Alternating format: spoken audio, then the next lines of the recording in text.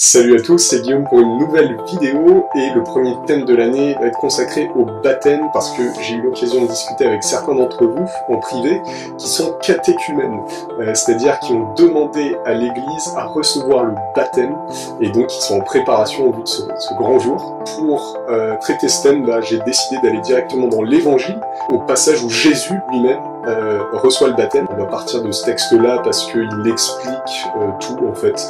À la fois le sens du baptême, ce qu'il accomplit de manière concrète dans celui qui est baptisé, puisque Jésus lui-même a été baptisé, on va expliquer pourquoi. Voilà, c'est dans l'évangile selon saint Matthieu au chapitre 3. Alors Jésus arrive de la Galilée au Jourdain, vers Jean, pour être baptisé par lui. Celui-ci l'en détournait en disant « C'est moi qui ai besoin d'être baptisé par toi. Et toi, tu viens à moi. » Et Jésus lui répondit, « Laisse faire pour l'instant, car c'est ainsi qu'il nous convient d'accomplir toute justice. » Alors il le laisse faire. Ayant été baptisé, Jésus aussitôt remonta de l'eau. Et voici que les cieux s'ouvrirent. Il vit l'Esprit de Dieu descendre comme une colombe et venir sur lui. Et voici qu'une voix venue des cieux disait, « Celui-ci est mon Fils bien-aimé, qui a toute ma faveur. » Ce passage pose plusieurs questions. La première chose étonnante, c'est l'attitude de Jean. Le Jean en question, d'ailleurs, ici, c'est Saint Jean-Baptiste, qui avait reçu comme mission de préparer le cœur du peuple juif pour qu'il soit apte à accueillir le Messie au moment de sa venue, c'est-à-dire Jésus, quand il allait arriver. Concrètement, ça voulait dire que Saint Jean-Baptiste devait aider le peuple juif à se repentir. C'est ce que symbolise le baptême qui était donné par Jean. Il symbolisait la repentance. La plongée dans l'eau symbolise la mort au péché, c'est-à-dire le fait que l'on se détourne de tout ce qui dans notre vie conduit au mal, pour renaître à une vie nouvelle, orientée de manière radicale vers Dieu et vers le bien. Et c'est ce que symbolise la remontée de l'eau, une sorte de renaissance. Aujourd'hui, lorsque l'on est baptisé, le sens du baptême est le même. Ce sens de repentance, mais avec une différence importante sur laquelle je vais revenir tout à l'heure. Donc, quand Jésus s'approche de Saint Jean-Baptiste pour recevoir le baptême, ça veut dire que il vient faire une démarche de repentance. Il vient recevoir un baptême de repentance, de conversion. Et c'est pour ça que Jean-Baptiste réagit vigoureusement au départ. Il veut pas baptiser Jésus parce qu'il sait très bien que Jésus n'a pas besoin d'être baptisé, de se repentir de quoi que ce soit puisqu'il est saint. Alors pourquoi Jésus a reçu le baptême alors qu'il n'en a pas besoin puisqu'il est Dieu lui-même? Effectivement, pour répondre à cette question, il faut rappeler quelque chose d'hyper important concernant Jésus, c'est qu'il est à la fois homme et Dieu à égalité. C'est la grande révélation des évangiles. C'est-à-dire qu'il est Dieu depuis l'éternité, c'est lui qui a tout créé, mais en même temps, parce qu'il est tout puissant, parce qu'il est Dieu, il a choisi à un moment donné de notre histoire, il y a un peu plus de 2000 ans, de se faire homme. Au moment où Dieu se fait homme, il faut comprendre que tout en restant Dieu, il devient homme exactement comme nous, c'est-à-dire semblable à un être humain, vraiment en tout point. Dans le credo, c'est-à-dire dans la formule qui récapitule la foi chrétienne, on dit qu'il prend notre chair, c'est-à-dire qu'il prend un corps et une âme humaine exactement comme les nôtres. Et il se trouve que le corps et l'âme de l'être humain, notre chair donc, est marquée par une maladie qui la corrompt en profondeur. Et cette maladie, c'est le péché. C'est ce qui fait que nous sommes faibles, nous pouvons être tentés, et aussi que nous sommes mortels, ce qui est la conséquence en fait du péché. Donc la chair que prend Jésus, c'est une chair malade comme la nôtre, qui est marquée elle aussi par la conséquence du péché. Donc une chair qui peut être tentée. D'ailleurs, c'est ce qui va arriver à Jésus juste après son baptême. Il va être tenté par le diable au désert.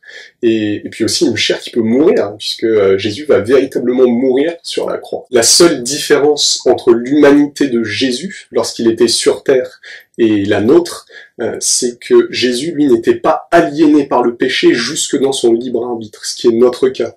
C'est ce qui explique que nous ne pouvons pas nous empêcher de pécher, qu'il nous arrive même parfois de faire le mal alors que notre intention de départ était de faire le bien. Jésus n'était pas concerné par ça.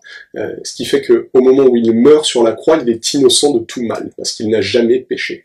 Et ça, c'est super important, parce que ça veut dire que lorsque Jésus s'approche de Jean-Baptiste, qui fait la démarche de recevoir le baptême, il fait bien une démarche de pénitence, de conversion, mais donc pas pour lui-même, puisqu'il est sans péché, mais en fait pour nous. Lorsque Jésus reçoit le baptême, il assume en fait notre péché, il fait pénitence pour nous. Et c'est pour ça qu'il dit à Jean-Baptiste, laisse faire pour l'instant, car c'est ainsi qu'il convient que nous accomplissions toute justice. La justice dont parle Jésus, ici, c'est la justice de Dieu, qui vient sauver les hommes du péché et de la mort. Et c'est précisément ce que Jésus commence à accomplir en étant baptisé. Parce que, au moment où il remonte de l'eau, il reçoit l'Esprit Saint. Et l'Esprit Saint, c'est la vie elle-même. D'ailleurs, un des noms de l'Esprit Saint dans la Bible, c'est le vivifiant, précisément. Ça veut dire que la chair qui reçoit l'Esprit Saint se retrouve immergée, transformée en profondeur par la vie, et donc elle ne peut plus mourir, ou en tout cas plus de manière définitive, parce que l'Esprit Saint vient détruire en elle la conséquence du péché qui est la mort. C'est pour cette raison que Jésus, après sa mort, va ressusciter dans sa chair, donc vraiment dans son corps humain, parce que ce corps, cette chair, a été vivifié par l'Esprit Saint au moment du baptême, si bien que la mort ne peut plus avoir le dernier mot sur elle. Et le baptême de Jésus annonce tout ça, la plongée dans l'eau annonce sa mort, et la remontée de l'eau annonce sa résurrection.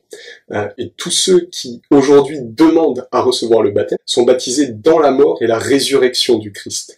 C'est plus simplement un acte symbolique, comme à l'époque de Jean-Baptiste, mais véritablement, c'est une mort bien concrète au péché et une résurrection véritablement concrète à la vie éternelle.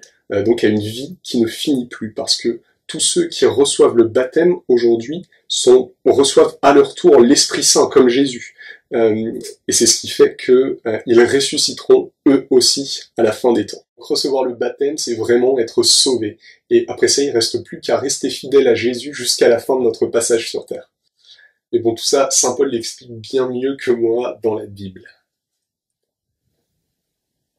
Nous tous qui, par le baptême, avons été unis au Christ Jésus, c'est à sa mort que nous avons été unis par le baptême. Si donc, par le baptême qui nous unit à sa mort, nous avons été mis au tombeau avec lui, c'est pour que nous menions une vie nouvelle, nous aussi, comme le Christ, qui par la toute puissance du Père est ressuscité d'entre les morts. Car si nous avons été unis à lui par une mort qui ressemble à la sienne, nous le serons aussi par une résurrection qui ressemblera à la sienne. Nous le savons. L'homme ancien qui est en nous a été fixé à la croix avec lui, pour que le corps du péché soit réduit à rien, et qu'ainsi nous ne soyons plus esclaves du péché. Car celui qui est mort est affranchi du péché. Et si nous sommes passés par la mort avec le Christ, nous croyons que nous vivrons aussi avec lui. Nous le savons, en effet. Ressuscité d'entre les morts, le Christ ne meurt plus. La mort n'a plus de pouvoir sur lui. Car lui qui est mort, c'est au péché qu'il est mort une fois pour toutes. Lui qui est vivant, c'est pour Dieu qu'il est vivant. De même vous aussi, pensez que vous êtes morts au péché, mais vivants pour Dieu en Jésus-Christ. Car le salaire du péché, c'est la mort, mais le don gratuit de Dieu, c'est la vie éternelle dans le Christ Jésus, notre Seigneur. Amen.